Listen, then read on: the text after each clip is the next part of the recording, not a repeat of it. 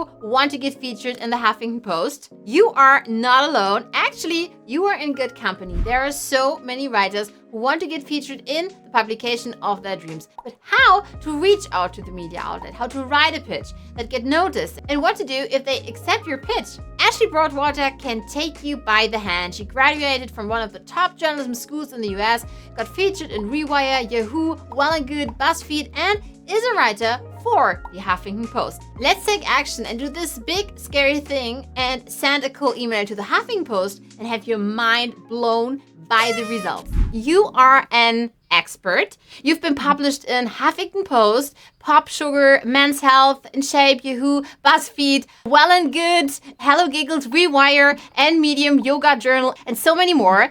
Could you tell us a bit more about yourself and maybe about the other outlets I might have missed in the introduction? Sure, yeah. So I've been writing ever since I was a little kid. Love my little fiction stories. I started freelance writing after I graduated from college in 2020. And so I've been writing for Medium to kind of get my name out there. And I think you covered pretty much all the big publications. So I'm impressed. But yeah, I've been doing that, and I'm also currently in school right now to be a therapist, actually. So I'm changing fields, but I'm going to keep writing on the side. Oh, I love that. Yeah, so in 2020 then you graduated from the University of North Carolina at Chapel Hill in journalism and in media. But I know that before you were thinking about graduating in psychology. Yeah. Is this true? Yeah. Yeah, my first year I went in and majored in psychology. And then I kind of realized I wanted to do more of the advocacy route, like writing and social media. So that's what took me to journalism. And now I'm kind of back in psychology, so it's funny. Oh, really? Back in psychology now? Yeah, I'm getting my master's in clinical mental health counseling. Ah, wow, cool. And I know back then you specialized then in public relations at the Hussman School of Journalism and Media, one of the top journalism schools in the country. So now you want to combine your journalism and PR expertise with your psychology expertise, I guess. Yeah, I think either way I'm talking about mental health. It's just I'm going from writing about it to helping people more directly with it. And why is mental health such a huge topic for you, Ashley? I think it's just something that affects all of us and is under talked about. There's so much stigma. And so I really just love educating people and learning more myself too about how we can support people and all that kind of thing. Is mental health there the core of everything then you're writing about? Yeah, I probably do mostly mental health stories. I do cover a lot of physical health though, and relationships as well. But I think with some of the bigger outlets like Huffington Post, it typically is mental health, yeah. And another thing I loved is that you're writing also a lot about body positivity, which I think is also very important. Why is it so important for you, Ashley? I think I've struggled with it before and I've come out on the other side. And I still struggle some days, but I've learned a lot of important lessons about just appreciating your body and focusing on things that matter more to you in life. And I kind of want other people to have that same experience that I did. What would you tell such a person? So for instance, if I would say, hey, Ashley, I'd also love to write such a story, what would you tell me? First, I would recommend reading Big Magic by Elizabeth Gilbert. It's really encouraging as far as yes, we can all write about the same topics, but we'll write about them in different ways, which I think is so important. It's good to have everyone's voices heard because you do get so many different takes. And I think I found out about writing for HuffPost through Twitter. The editor did a call for pitches, and so I pitched her from there. But you can also just Google the name of the publication and then pitching guidelines, and sometimes it'll come up and you'll get the editor's emails. But yeah, it is a struggle. I encourage people to really give it a hard go. But I also want to validate that it does take time and effort, and that I was really privileged in being able to get to this position at the speed I was. So a lot of luck there. And you said two things that I'd like to cover here is the number one was that you went from zero to hero in a very, short time. What was the reason for this? Is there any lessons learned for others, or would you say this was because of your educational background? I think there were a lot of factors involved for sure. I took some really helpful writing classes in college. I think gave me a good basis for writing a good story. I reached out to a lot of other freelance writers and kind of asked what is a pitch supposed to look like? What am I doing here? That helped a lot. I really do think there's a lot of luck involved. It's just like having the right idea at the right time for the right editor. And that is going to come sometimes and sometimes it won't. So you definitely have to get used to the rejection piece of it for sure. But yeah, I think a mix of like knowledge and luck and just trying really hard to learn and keep doing whatever I needed to do to progress. Twitter or X be a platform which you would recommend to others? Yeah, I think X is great because a lot of times editors will do call for pitches there where they say like, send me your story ideas about this or whatever. And I know I like to retweet them. I know other people do. You can also like search the publication's @name on X and then type in like editor and click people. And that's how you can find like different editors to follow. So you're more likely to see their pitch calls. But I know a lot of people don't want to be on X. That's totally fair too. There's so many newsletters that share opportunities. And really you only need one or the other. The newsletter is probably even the easier route because it compiles it all for you. So you don't have to go looking for it. I bet that the number one question is, how do you get published in so-and-so publication, for instance, in the Huffington Post? So Ashley, I'd love to dig a bit deeper into this and really start from rock bottom. If I'd like to get published in Huffington Post and I have no clue how to do this, what would you recommend me if I were a writer and author who would like to get featured in this publication? Yeah, first I would read the website. I write primarily for HuffPost Wellness, it's like the health stories. And if you like just Google HuffPost Wellness and click on it and just to kind of get an idea of what they publish. I know they've covered a lot of different topics from like ADHD to alcohol to, different mental health or like heart health. A lot of the headlines are the same. So I would kind of pay attention to that so you can get a good format for what they're looking for headline wise. Yeah, and just trying to like pitch ideas that seem similar to what they have but aren't already covered, obviously. And then reaching out to the editor and just saying like, here's my idea, here's what I want to write. Here are some experts I would talk to. So those experts might be like OBGYNs or therapists or doctors. And it's always a good idea to send writing samples if you have them too. So even Medium stuff, or I know sometimes when I had really good stats on Medium or was like a top writer, had that tag, I would include that in my pitch as well, just to kind of give myself some credibility. Hi, it's Christina. In my 20s, I worked for the largest comms marketing firm in the world called Edelman, and I pitched hundreds of media outlets. I think Ashley's tips are super valuable and can really help you to get featured in the Huffington Post. So now is the perfect time to take action. And life will reward you. In this case, Huffington Post will reward you. Inside my membership experience, you can meet Ashley Broadwater live and ask her questions. Do you have any recommendations in regard to the headline and to the formatting, for instance, with Huffington Post, Ashley? I think I wouldn't worry too much about like grammar, punctuation things when you're thinking of an idea to pitch. I mean, obviously that's important in your pitch, but I would just kind of focus on like what aspects of the topic do they cover. So for example, like if you're writing about like a TikTok trend, you might talk about like how many views it's gotten, where the trend started, how it's affecting people. You might have therapists give their insight into it. Just kind of like seeing like how the story is written, the specifics basically. So for me, if I would want to pitch something, I wouldn't send them, am I right? I wouldn't send them the article already. I would send them a pitch. Am I right? Right, yes. It's about like 2 paragraphs or so. Mine are shorter than that sometimes too. They don't want anything long. And where do I find the person to pitch? You can find them on X when you just kind of like Google in the search bar, or you can just Google like the name of the publication and type in like pitching guidelines or like how to pitch or something like that. And sometimes they'll have like a website page that has the different editors' emails on them. Would it also be something that I could like look for the journalists covering well-being and then reaching out to one of these? Would this be something that you would recommend us? Yeah, that's a good idea too. I've done that a couple of times. Yeah, just finding articles that are similar to what I would write. And then if you go on the author's profile from their article, sometimes they'll have like social media links and you can just kind of say like, hey, I'd love to write for HuffPost. Can you help me out and share editor contacts with me? That kind of thing. I think reaching out to the editors, the more direct route, but sometimes it's hard to find their emails. And so that's when I think reaching out to the writers comes in. And let's say I would reach out to an editor because I'm totally new. And let's say I also might have already talked with an author who wrote about a TikTok trend in well-being. This person gave me some advice. And then, I'm writing this pitch. What's your recommendation for this pitch? You said keep it short and sweet. What else would you say? I know a big thing I've heard, like a mistake that writers make sometimes is pitching a topic rather than an angle.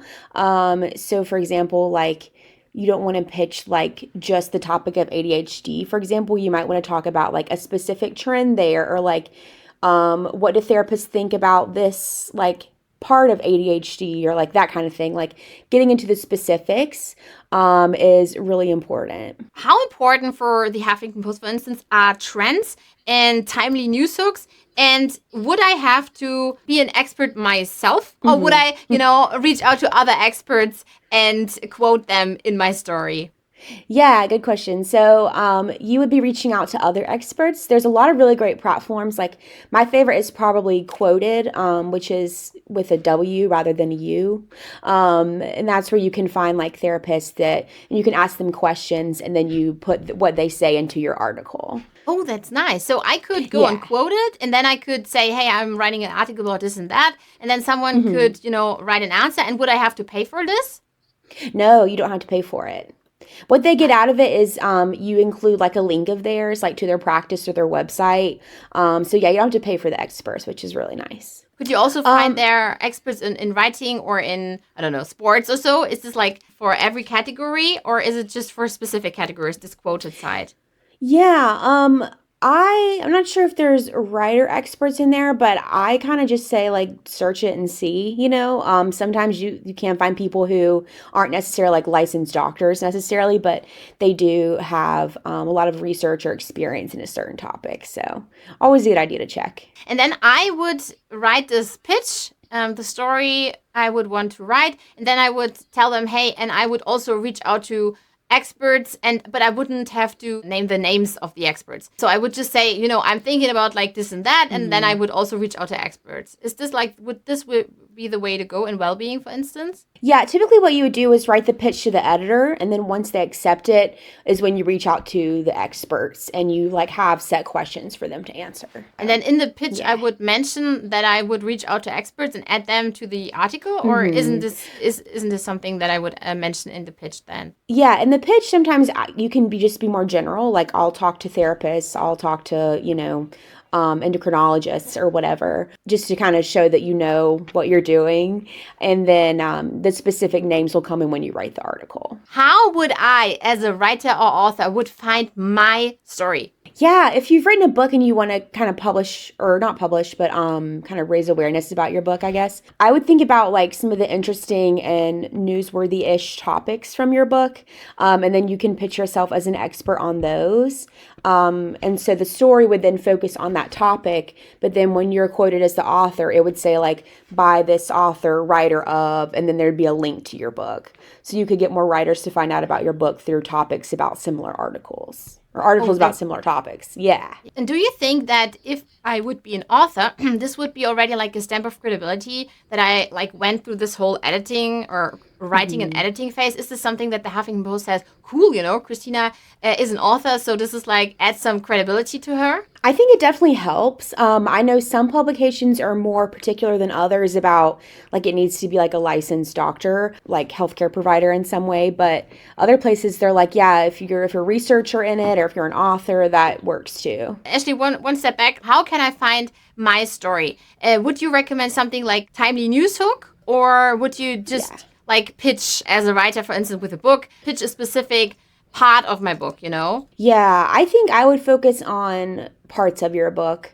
and try to make it newsworthy. I know TikTok trends are just kind of easy and natural for me, but even just like interesting topics or like keywords that people haven't heard of that have to do with people's real lives today, and just like sending out those ideas that you're an expert on as story ideas, and kind of offering yourself as an expert for them. Recently, I interviewed Michael Thompson, and he is a Medium top writer with thousands of Medium followers, and he wrote a book called Shy by Design. And for instance, if we would pick like Michael here with his book, would there be something that you would recommend for the pitch now, so that we have like something very specific here? Is it like, hi, I'm Michael, I'm a debut author. I went from, as I said, like the story, like I went from a stuttering boy to a published author. I could share in my story how I overcame all these mental obstacles, something like this. Yeah, with stories or books like that where it's more of like a personal story versus like about a phenomenon, for example, I know some publications will do stories that feature people's real stories. Like I just wrote one, it was kind of like an as told to story, where it was like I almost died from oral cancer, and this is the first sign I wish I paid attention to. And for him, he could pitch an idea like that where it's like, I turned my shyness into a superpower. Here's how I did it. Or like the steps he's taken. And then, of course, I would probably still offer expert input because I think that's really valuable. Whether or not it's needed is kind of up in the air, depending on the editor. Yeah, that's pretty cool to know this. And now I think like the biggest thing that is holding us back, of course, is like resistance, but also this fear of rejection. So let's say I would have found the category. I would have found the editor. I would have reached out to the editor, sent my pitch, which took like, let's say 2 hours or so for me to write like these 2 sentences. And then I would have sent this email. What is like the rejection process in Huffington Post or in the other media outlets? Yeah, I think rejection is really big in freelance writing and pitching, especially if you don't have like a set relationship with the editor yet. So I would definitely like normalize that and not take it personally. It's so easy to take it personally, but you really can't. A lot of times they won't respond. Sometimes they'll say, we'll just have to pass on this, things like that. And you just kind of have to remind yourself like, that it happens to everybody and that it doesn't mean that your idea isn't a good idea. I know I've seen so many tweets lately where people are like, I've been pitching this story idea for 5 years and it finally got placed. And so it really is just kind of having that like relentless persistence. And if it's the first time, and as you mentioned, I don't have a relationship with this editor yet, would you recommend me, for instance, to link to my, let's say, Substack newsletter, my Amazon page, my website, my Medium account, my ex, my la la la, you know? Or is this just one link you would recommend, for instance, to the website? How would I approach Huffington Post and the other outlets if they have no clue who I am? Or would I assume that they would go, you know, and search for Christina God and then say, okay, she's there and there, you know? How can I add like all these stems of credibility in this first pitch? How many socials do you have to add, or is it just like one website I would have to add to where this editor would find all the information? Yeah, I would try to kind of do most of the work for them, like adding all those links so they don't have to look them up. In your pitch, I would kind of include the ones that add to your credibility. So maybe like a book you've written, or if you have the most followers on Instagram, for example, put in your Instagram, just to kind of like explain who you are. And then you can, in the story, if it's accepted, you would probably just put like one link. So like your website, a social media page, your Amazon book, that kind of thing. So we now have pitched the editor. Let's say the editor didn't reject us. He said, hey, Christina, it's good to go. I like it. What would you say then? They send you then, I guess, Ashley, you have already like the contacts with the media. So then they say, hey, Ashley, go for it. What response could I expect if I would, you know, reach out to the media and they would get back to me? Yeah, they would probably, tell you that they like the idea. Sometimes you might get like details, like if they want to change it a little bit, or if they have specifications on how to format it, they might include that. Otherwise, I know sometimes they give you a deadline. Sometimes you can pick your own deadline. You would just kind of go from there, I guess. Sometimes they might send you like onboarding documents, or ask for your profile to put on the website. And then you would kind of write the article, let them know if you have questions, and then send them the link. this would be awesome. And then I would start writing my story. So do you have any advice on how to format or how to write my headline or how to, write my story in general, I'd say. And also we were talking about like the link. How often could I link like outside of the Huffington Post then in my story? Yeah, I would kind of look at the format of similar articles on the website to kind of get an idea of like what headlines they like and how it's covered. I know usually stories have multiple subheadings just to make it easier to read. Some of them like longer paragraphs, some like shorter paragraphs. Just kind of writing it to the best of your ability and tailoring it the best you can and going from there. And then you'll link to the publication's other articles a lot. I think that helps with SEO, search engine optimization. And then you could probably add like one or two of your links, I would say.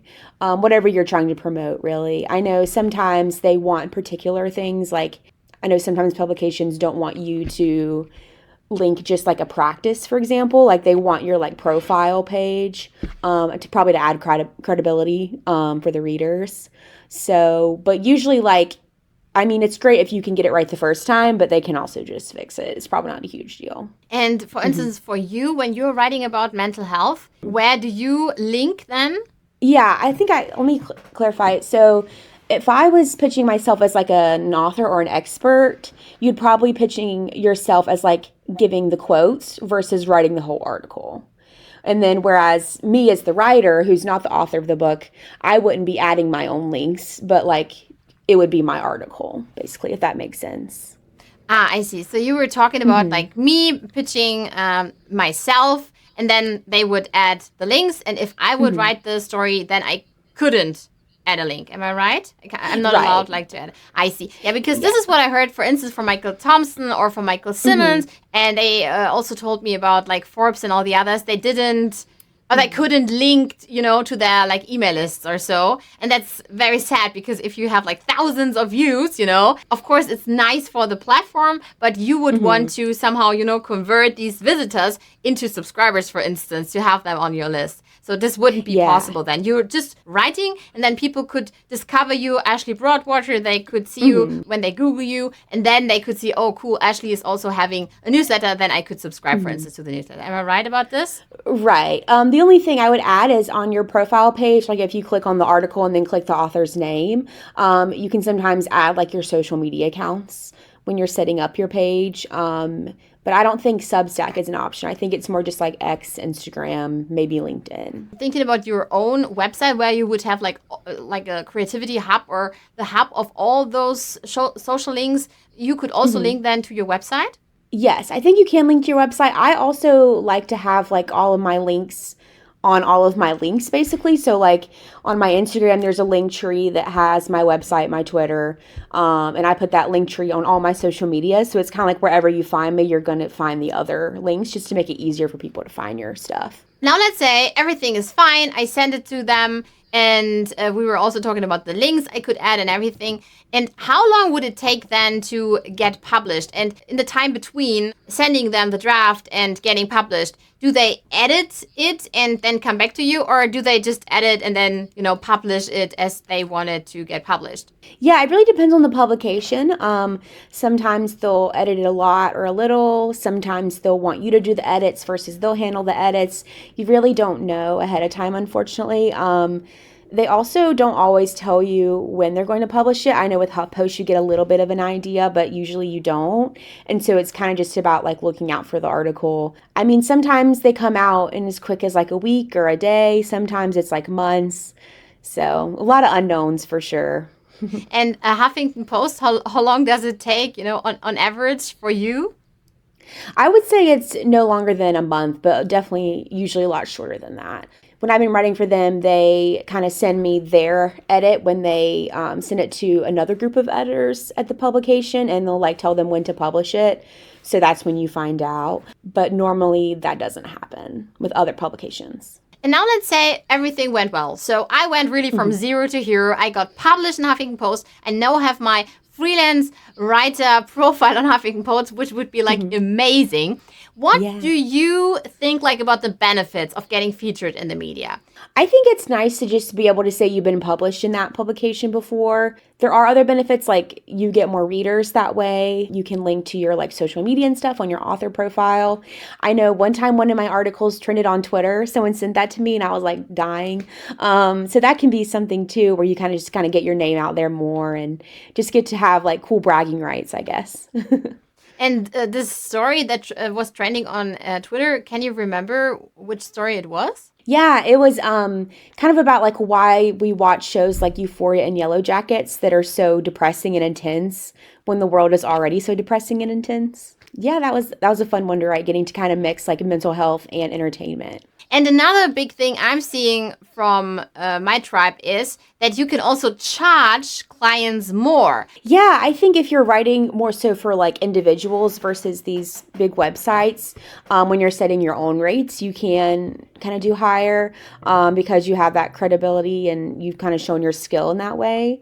I know also like I've gotten to a point where I'm setting my own rates with some people now, and I'm able to set the rates that these publications give, which sometimes, not all the time, is higher, and it's nice.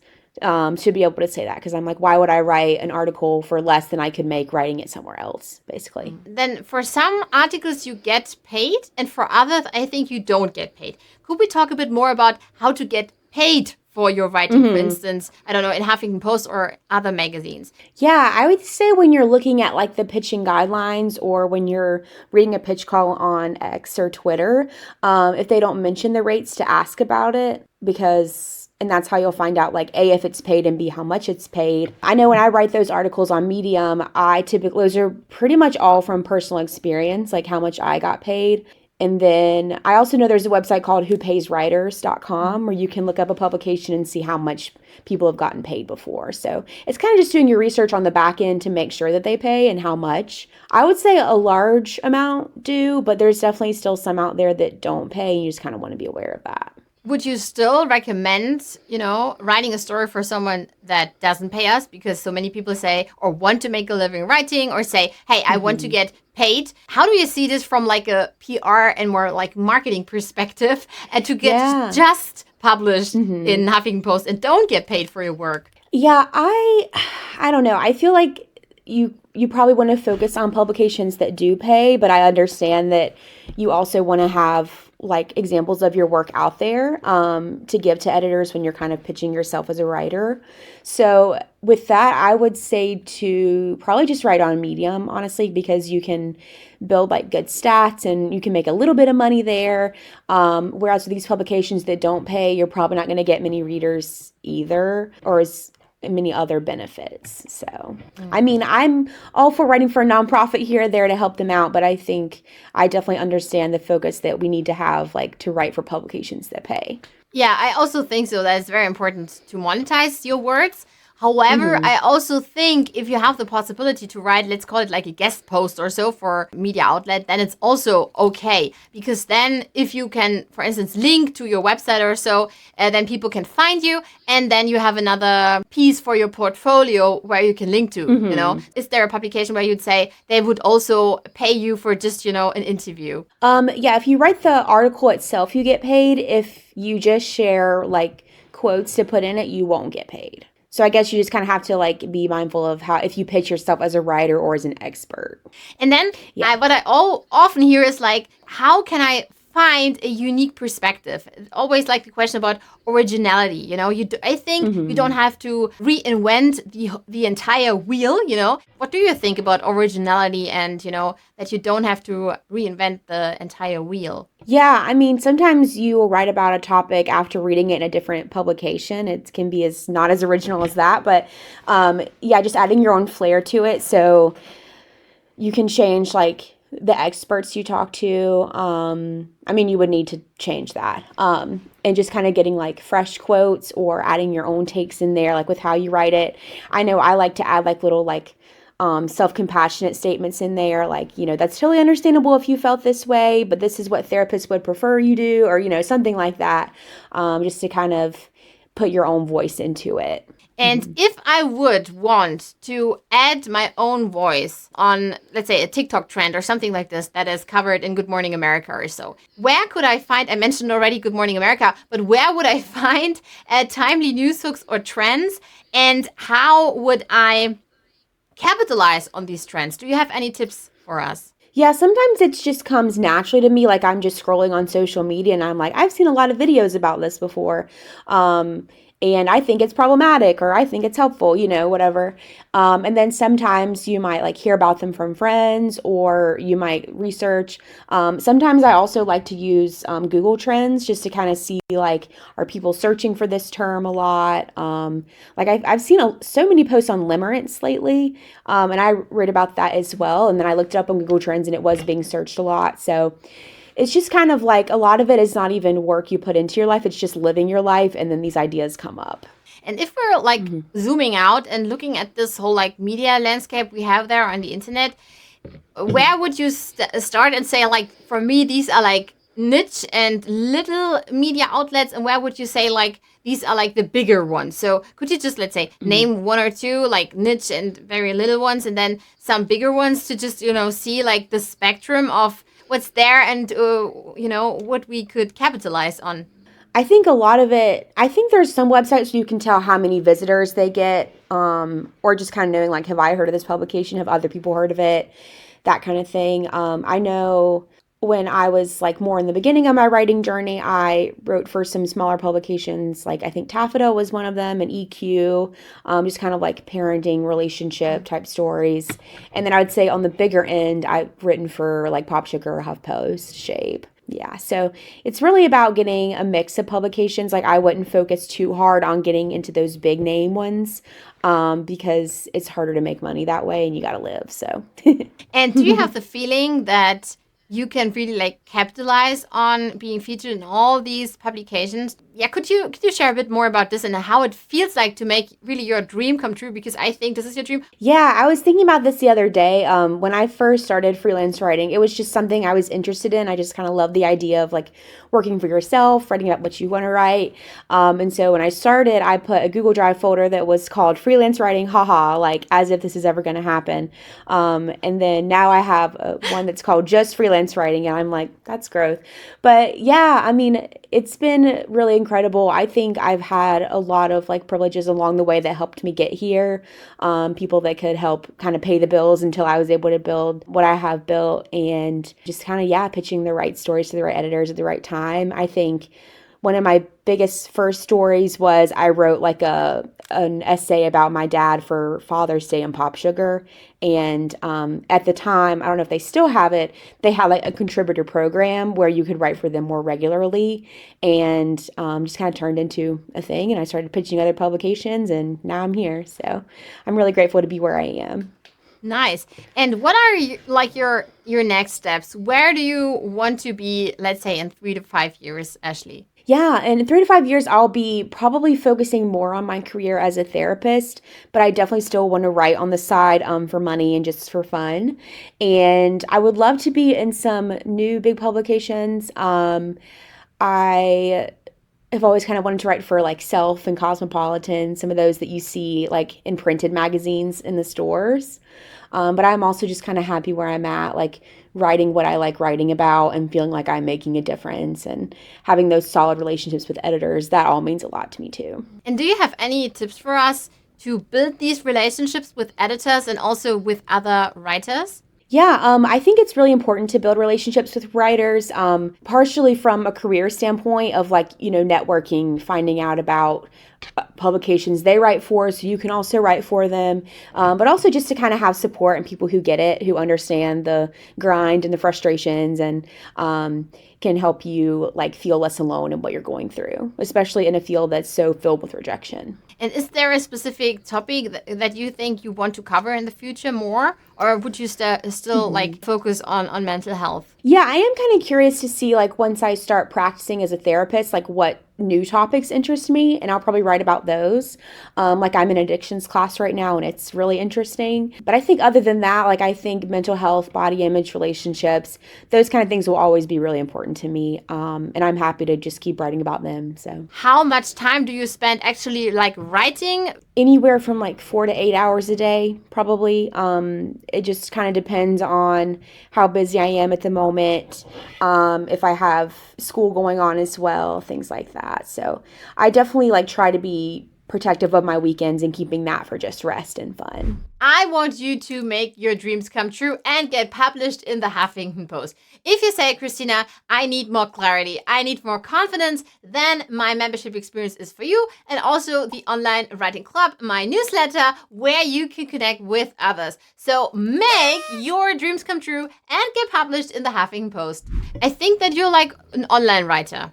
I would call you an online writer. Am I right? Or do you also, have you ever been like published in a newspaper or something? I don't think I've been published in like print before. It's always been online. Yeah. Cool. So you're like 100% online writer, which I love. And would this be like a dream for you to get featured in print media too? That would be super cool. Just to kind of be able to show people would be cool. You get paid more for those articles, which is nice. You just have to be sure you're like really comfortable having that story out there because it's in print. But yeah, that would be such a dream. Mm-hmm.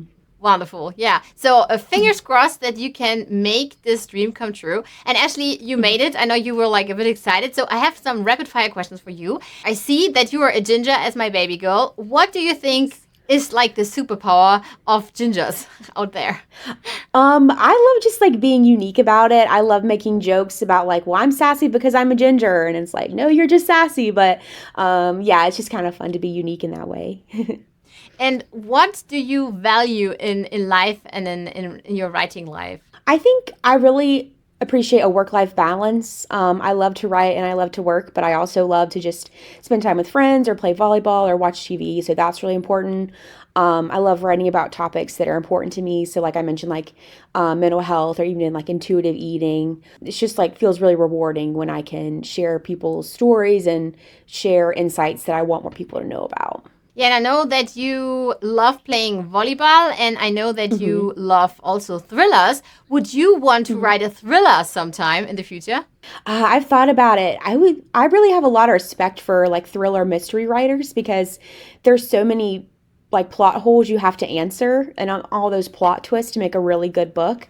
So that would be a big learning curve for me. Yeah, I don't know if I could ever do it myself. And I also know that you are obsessed with dad jokes. Is it because of your dad? Because you wrote this article for your dad in POPSUGAR? Or where does this obsession come from? Yeah, I think I love making like stupid jokes and then people roll their eyes at me and I'm like, it's funny. It's fun to me to be a goofball a little bit. And my dad loves a good dad joke as well. So I've learned from the best. So I have the feeling that you like have a good relationship with your dad, with your family. And I also saw on Instagram some pictures of you with your friends. I think also like the LGBTQ community. Am I right? So with your friends in the LGBTQ community, how important are these friendships for you? Friendships are huge for me. They've always been like one of my like main values, I guess, and ways I like to spend my time. And they've always been like so supportive for me without my writing journey and just in life as well. So.